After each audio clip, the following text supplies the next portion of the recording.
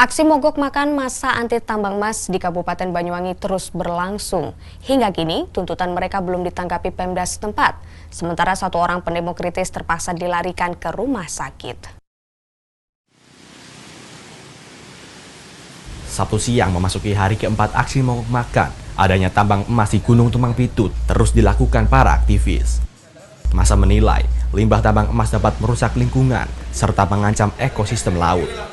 Aksi ini akan terus mereka lakukan hingga Bupati Banyuwangi menanggapi tuntutan pendemo. Ya, karena kita ingin menolak dan menutup PT BSI Tumpang Pitut yang tambang emas. Terus kira-kira sampai kapan melakukan mogok makan ini? Kira-kira kita lakukan sampai ada tanggapan dari pemerintah Banyuwangi, Pak.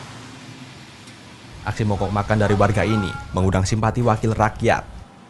Dalam waktu dekat, DPRD akan mempertemukan perwakilan warga Tumpang Pitut dengan PT Bumi Sukses Indo sebagai pengelola tambang emas. Pola komunikasi dengan warga dinilai menjadi akar masalah konflik warga dengan perusahaan. Kami dari DPRD sudah komunikasi pada BSI dan BSI juga siap. Kemarin sudah saya tawarkan untuk tanggalnya, yaitu diambil tanggal 30 Maret jam 11 lah. Jadi nanti BSI dan dinas terkait yang ada di yang berkaitan dengan tambang itu kita undang juga, biar BSI ini membuka.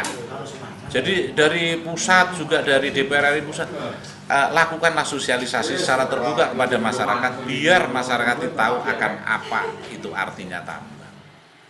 Seorang peserta aksi mogok makan kini kondisinya kritis karena dehidrasi akut akibat kekurangan cairan. Kini ia menjalani perawatan di rumah sakit umum setempat. Mahfud Sunarji melaporkan untuk NET.